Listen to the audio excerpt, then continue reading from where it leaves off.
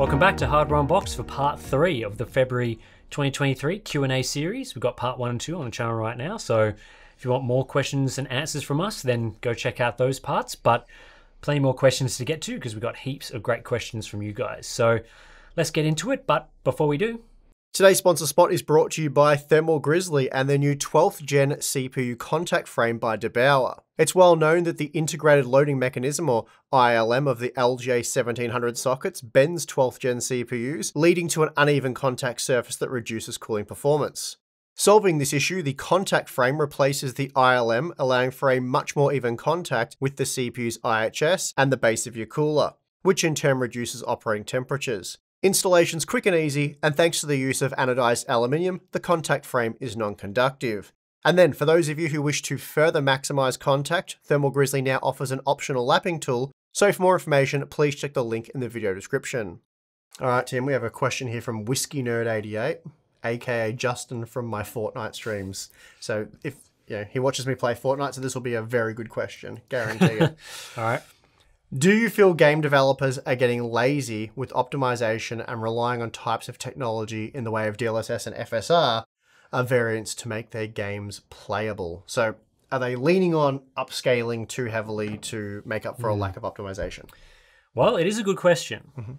It is definitely a good question. I think, well, it's hard to make sort of a blanket statement to apply to all developers because there are definitely developers out there that are really focused on making well-optimized titles that run really well. And optimization doesn't necessarily mean you just get super high frame rates. It may mean as well that there's a large range of scaling that's possible within the game so that people with high-end hardware and people with low-end hardware can still play the game at just at different settings with, still acceptable levels of performance. So definitely today, there are still games coming out that play really well and have a wide variety of scaling. We've just seen Atomic Heart come out as one example where it seems to run pretty well on a good range of hardware, and it looks really good as well.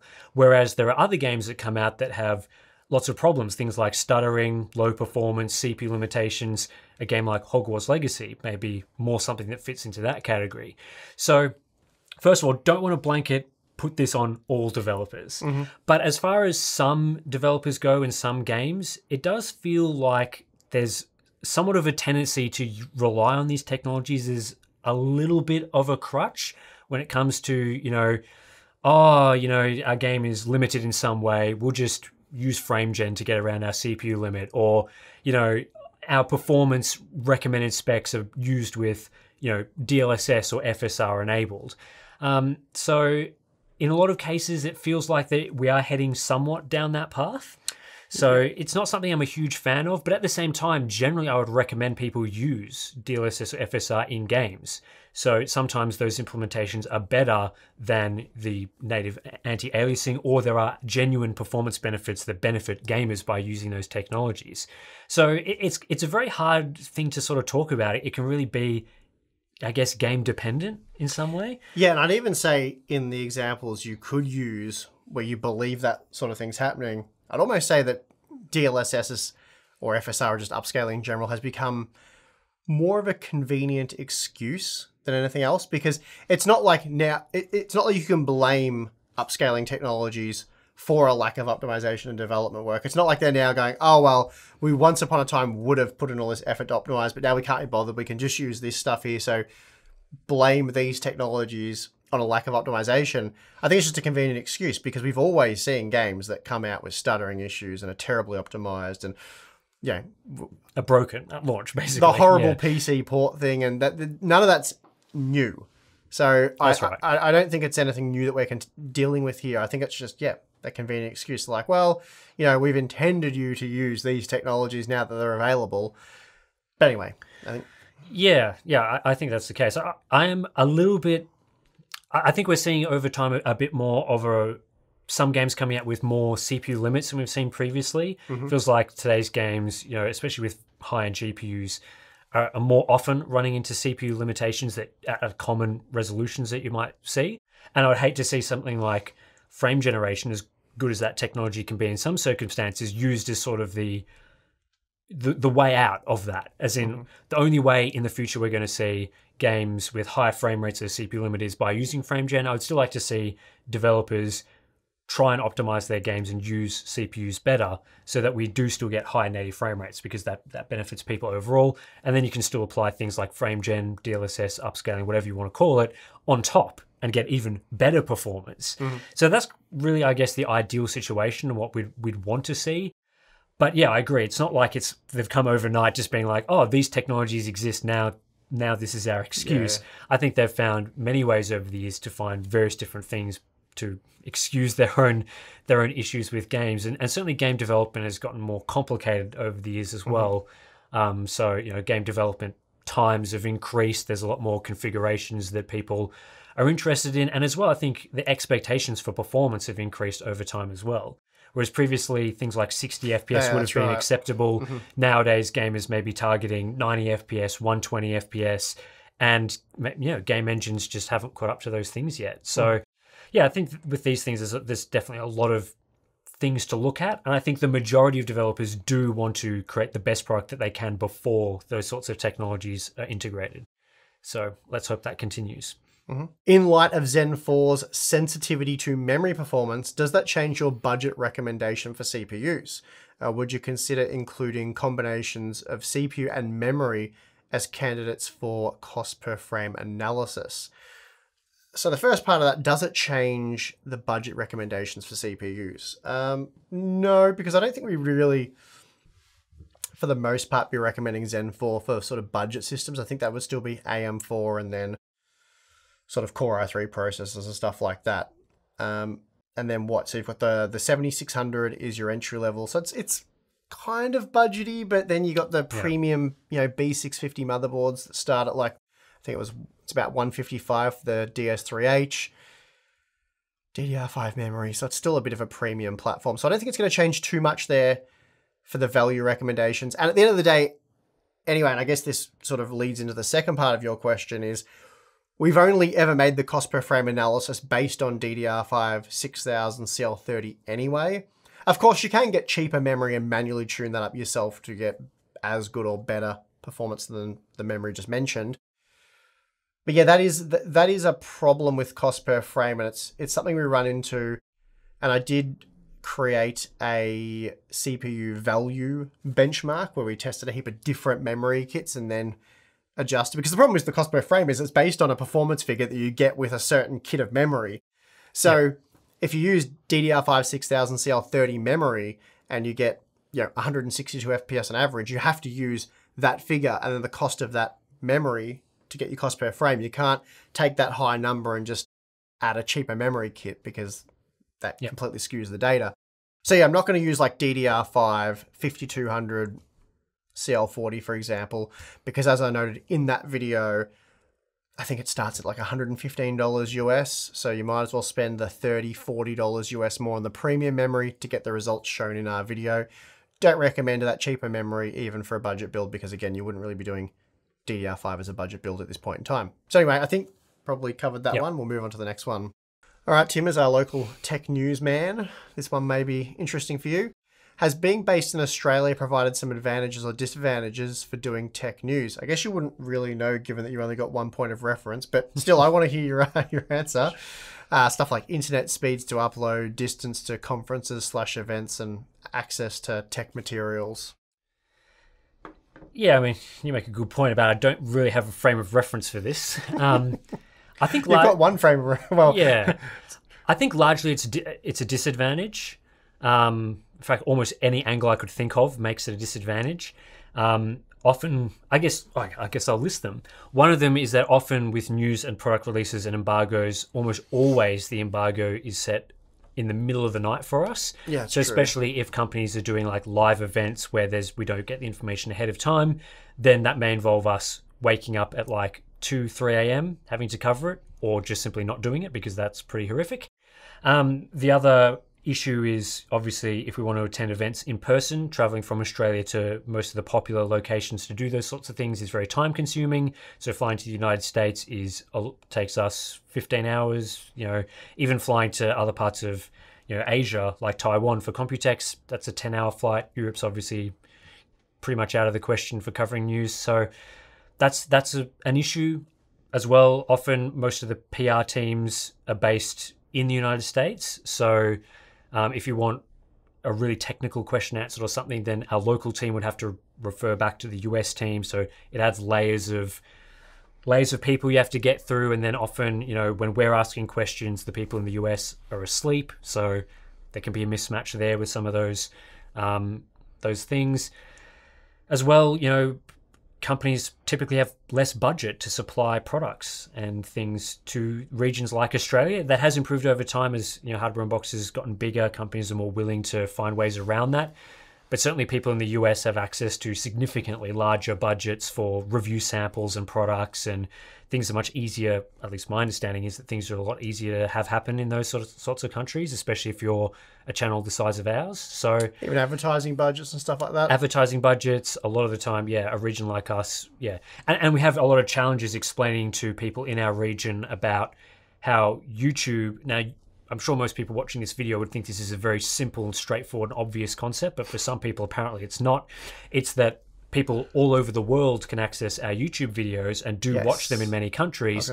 So even though we are technically Australian, that's true, we make our videos here, we do make them for a global audience. Only 5% roughly of our audience is Australian, 25% is from If you can understand US. in Australian English. Yeah. Then you'll...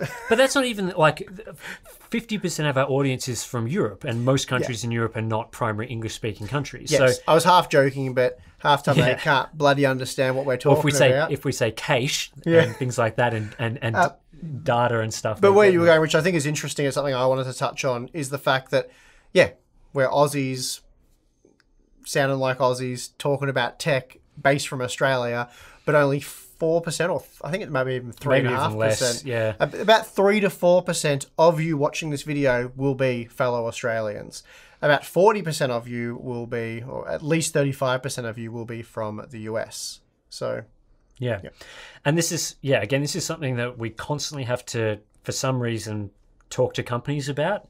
I guess a lot of it is maybe based in the old newspaper days where your Australian outlet, so your circulation would be physically based on people who are in Australia to get that product. But certainly in the internet era, and this was even an issue for us working for TechSpot, certainly in the internet era, it's different. Anyone can access those websites, which again, if budgets have to be allocated, if the audience, Australia only has 25 million people, or however many people, compared to the US at over 300 million, the budgets are different, but our audience is still a global audience and have significant parts in the United States. So, I think both of us would agree, without having spoken to you about this for some time, that if we were able to choose a country to set up our operation in, that setting up in the US would make a lot more sense than setting up in Australia.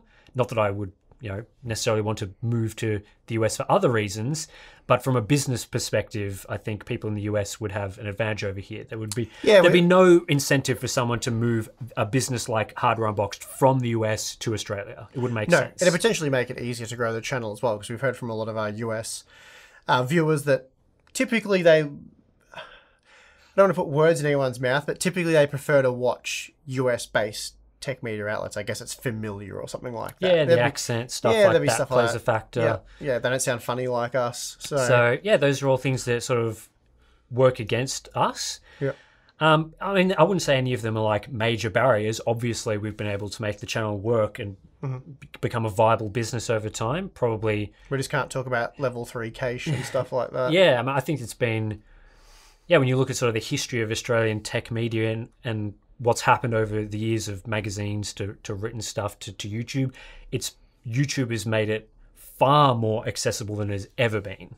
In the previous years, an Australian tech media outlet would have been very, very restricted in what was possible. On YouTube, it's different. It's much more global. People are very familiar. It's kind of a portal for everyone across the world to watch content, which is great. So yeah, that's kind of my thoughts on it. But again, I love living in Australia. I would definitely not really want to move anywhere else, so we make it work. Based on nothing, though. You haven't tried living anywhere else? I haven't tried living anywhere Tim's else, but I'm here and I like it. I'm fine here, so don't it's try and change me. No, well, we're not moving, so that's... Yeah. Wouldn't make too much difference to people watching anyway, because... But yeah, I think at the very least, one of the advantages we do have is we do speak English. Whereas I think for people who, if Australia was a country that spoke a language that was unique to our country, it would be much more difficult. Well, some people might argue. Some people might argue about that, but yeah, I think if you were like I don't know, you spoke Greek or something, that would be much more difficult for your tech channel to have like a global reach if you were doing it in Greek. So yeah. Alrighty, Tim. Ray tracing does seem to hit the CPUs very hard in newer games. Is there anything Intel or AMD can do to their CPU architectures to increase the RT performance? Maybe some RT cores on them. And should they start to focus on RT performance? I think it's pretty unlikely that a CPU manufacturer is going to be looking at something so specific for performance optimizations. CPUs are very general purpose products, so they're designed for a wide variety of workloads. So this could be anything from, the Zen 4 cores can be used in servers all the way down to laptops. So they're trying to design it for many different workloads. And I think if they want to improve performance of all aspects of the CPU, so naturally that will improve ray tracing performance over time. But I don't think they'll be looking at specifically something like ray tracing and going, hey, let's improve this area of performance significantly. It's more going to be, hey, what sort of IPC gains can we get overall? Can we add more cache, which tends to be a fairly common thing to improve gaming performance overall, and things like that. The sort of common areas. I'd be very surprised if they sort of made a ray tracing CPU or whatever you want to call it. It just doesn't seem like something they would do, because they haven't done that for many other workloads that could use optimizations. But even games themselves, it's been... the Vcache parts were sort of one of the first sort of things that seemed more heavily geared towards gamers. Most architectures, even if the companies knew they were used primarily for gaming, were still very general purpose products. So yeah, I can't imagine that we'll see a specific thing. But yeah, more performance in these parts is going to improve ray tracing performance over time. I imagine game developers will figure out better ways to utilize the CPU with new game engines and things like that, which will improve these sorts of things, because they don't want to be running into hard limitations like we're sort of seeing now. All right, Tim, this is a what if sort of type question, maybe. I'll read it out, How long, they will say on average, do GPUs typically last? How long do GPUs typically last? I guess it depends on how many times you drop them. As far as being modern enough to be usable, basically that's the question. How long do they remain relevant for? Yeah, I mean, obviously this depends on the sort of price segment that you're buying it. You have to say these days that a 1080 Ti is still usable for games, whereas a 980 Ti is less so. 980 Ti is probably GTX 1070 levels of performance, which would probably be RTX 2060 levels of performance, which would probably be like RTX 3050. Actually, no. So that's a 980 Ti? Yeah. Okay. Yeah, it'd probably be a little bit better than that. But somewhere in there, probably optimization. Yeah, probably in the toilet. It's got not much VRAM from memory, isn't it? Only a 4 gig card, the 980 Ti? Was it 6 gig from memory. Okay, you're going back, you're testing my memory there. Not great, but I guess if you're buying a high-end card, it could theoretically last 5, 6, 7 years and still be playable. But the issue is you're buying a high-end card, so you wouldn't want to go from playing nice high-resolution ultra settings to in 7 years playing 1080p low settings. Yeah. That's the main issue there. The sort of the answer there is, especially at the high end, I would say your flagship tier graphics card is good for 2 years, realistically 3 years max, as a high-end product, which is what you're buying. So I always find it weird when people say, oh, I'd buy an RTX 4090 because it will last 5 years. And sure, it's like you go from today's 4K ray trace games and then in 7 years you're playing 1080p low quality, or maybe not even that. It's a weird investment. Yeah, it's a weird investment. Definitely don't think that way or go about things that way, because that's... You have to be constantly downwards adjusting your expectations, which is weird.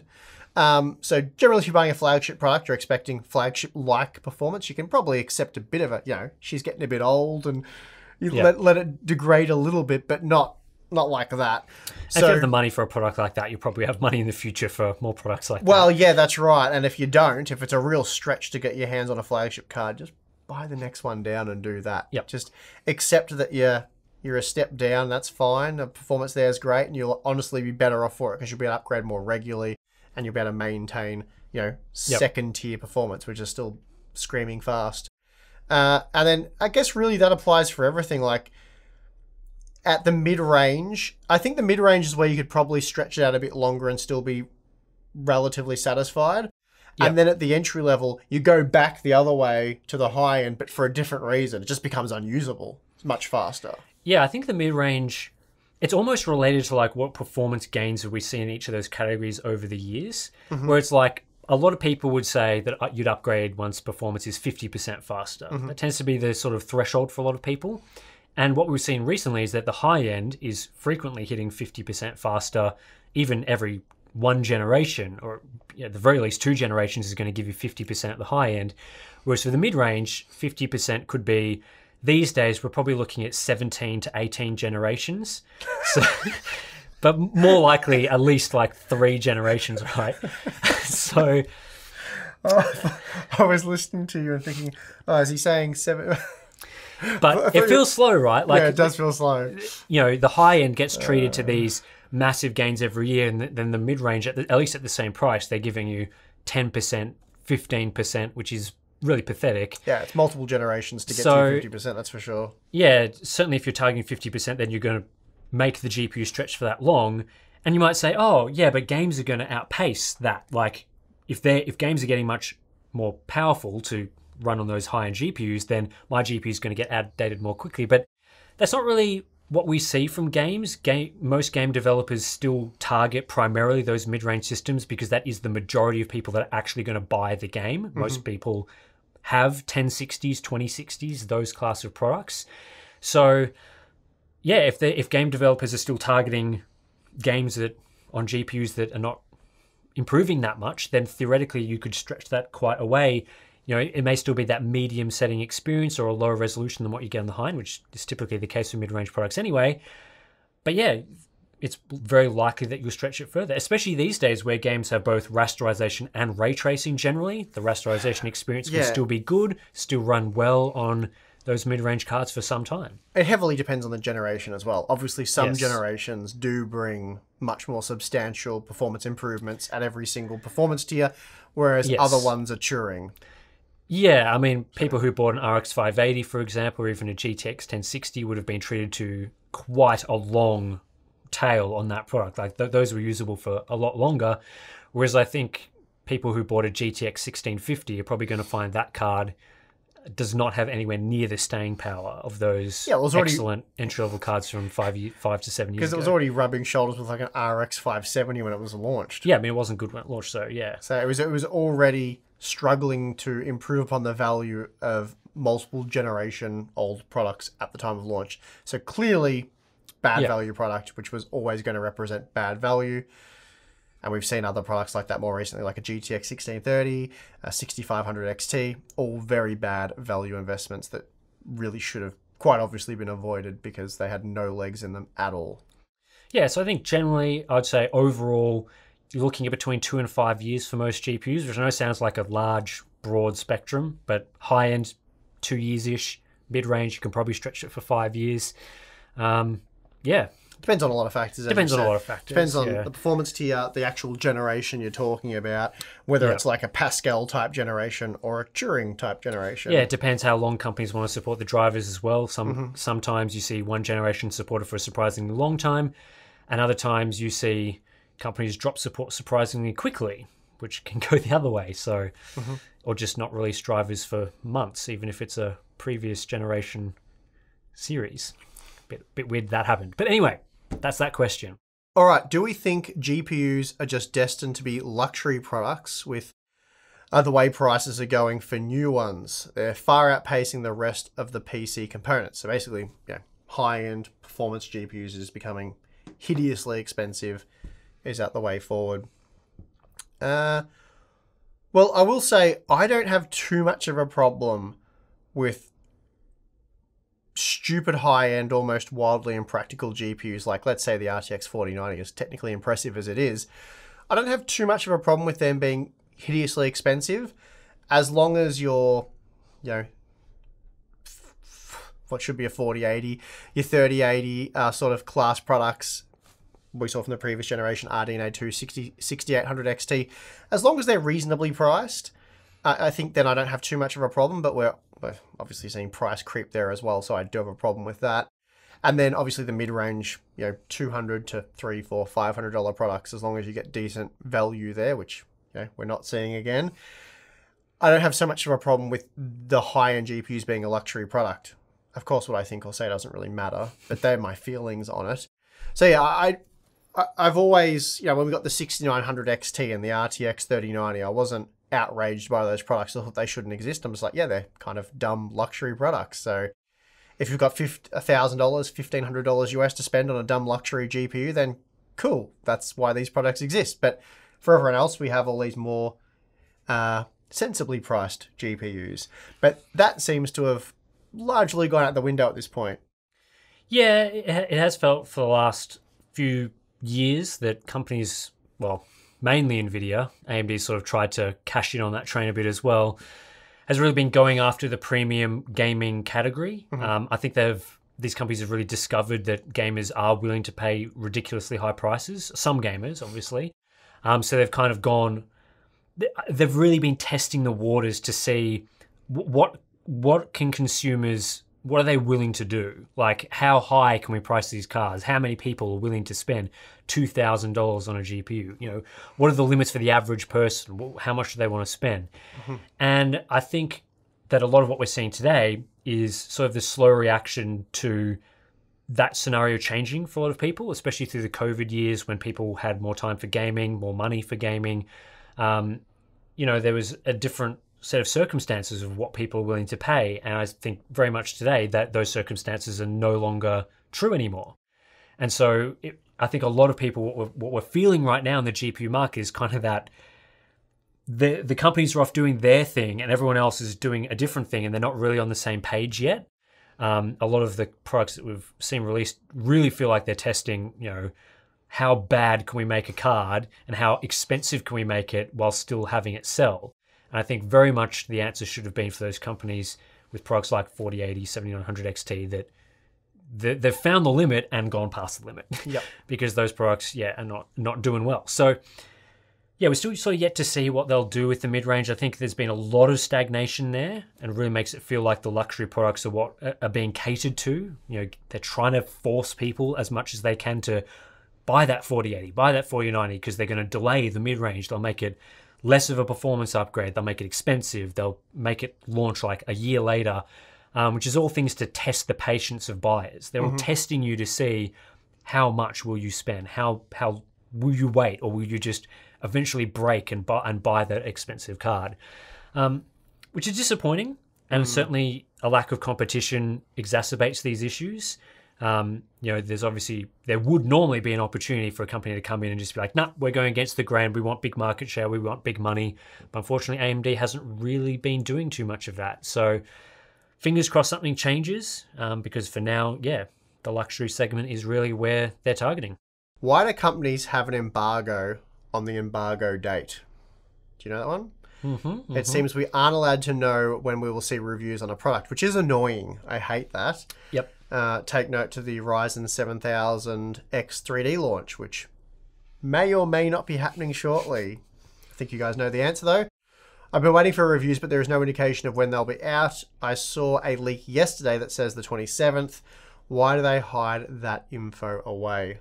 Yeah, I mean, I guess from the technical reason why they hide it away is that generally when we sign an NDA, that covers every aspect of the product. So that will include any information that we receive about that ahead of time, which will be things like whether we have received the sample or not, when we're allowed to talk about it, the documentation we may receive about how we should be testing it, and of course the performance and other aspects, and product shots, photos, etc. So yeah, typically these NDAs are sort of an all-encompassing thing. So rather than listing specifically every single thing that they want to restrict, they'll just be like, blanket, everything that we're telling you ahead of time is restricted. However, to me, some of those things don't make a lot of sense. For example, I don't really see the issue with telling people when they can get review information, because certainly for most products, the review is released a day ahead. These days, that's very common for most products, unless there's a pre-order period where they're trying to get people to buy it like a week in advance. It really makes no difference whether people know that they can get reviews a day before or on the day or 2 days before. It shouldn't make any difference. In fact, even telling people probably will increase hype, get people ready to buy. You know, they know this is the day where I can find out whether it's worth buying. So I know it's coming anyway, but yeah, I agree. I completely agree with you. So yeah, dumb. Yeah, it's pretty dumb. All right, that does it for February. We have done all the questions and answers that we can manage. We probably could have been here for another 5 hours if we wanted to answer every single question that we got, because you guys do ask a lot of questions every month. But yeah, that's it for this one. So that was good. It's good. Yeah, I enjoyed it. An enjoyable series. It's always good to come around here and catch up and speak to Balin, give him a hard time. Yeah, that's always good as well. If you do like this sort of content, you want to support us directly and the independent testing that we do. Not that these videos have heaps of testing, but, you know, we do testing some of the other time. Sometimes I test Tim's patience. Yes, a lot of the time. You should see the Skype messages that you send me. Don't tell about the Skype messages, please. Yeah, no, it's probably not suitable for this content on the channel. But if you do want to support us, Patreon and Floatplane, links are in the description. You will hear our Discord, as you might have heard that Discord message or something in the background. Balin, mute the Discord. We do have Discord if you want to chat with us about various things. We have got monthly live streams. We have got behind-the-scenes videos, Q&A related stuff. Lots of good quality things there. So, yeah, that's pretty much it for February. Thanks for watching. I'm your host, Steve. Oh, you beat ya. Beat me. I'm your host, Steve. I'm your host, Tim. See you next time.